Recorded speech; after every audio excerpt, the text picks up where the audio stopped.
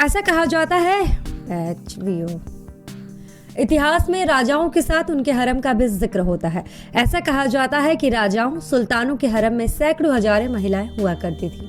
लेकिन क्या आपने ऐसे हरम के बारे में सुना है जिसमें पुरुष हुआ करते थे?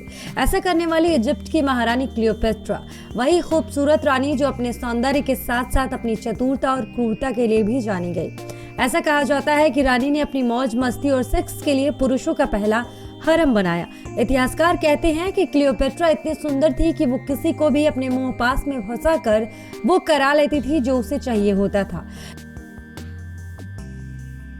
इतिहास उसे अपने प्रेमियों के मरवाने वाली रानी के तौर पर भी याद करता है। क्लियोपेट्रा ने पुरुषों का जो हरम बनवाया उसमें सबसे सुंदर पुरुषों को जगह दी गई थी। इसके लिए बकायदा उसने पहले आदेश दिया था कि हरम के लिए सबसे सुंदर पुरुषों को ही चुना जाएगा ताकि वो उनके साथ मौज मस्ती कर सके और उसके बाद उन पर बेरहम भी हो सके। क्लियोपेट्रा की गिनती इतिहास की बेहद सुंदर रानियों में होती है।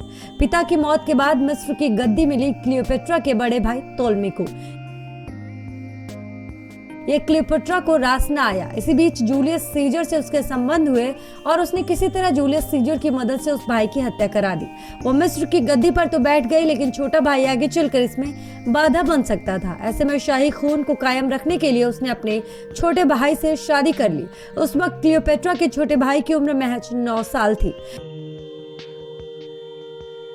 क्लियोपेट्रा बहुत ही चतुर और चंचल थी। इतिहास में वो अपनी क्रूरता के लिए जानी गई।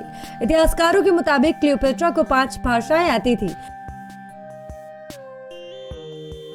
यही कारण है कि वो किसी से जुड़कर उसके बारे में जल्द ही सब कुछ जान लेती थी।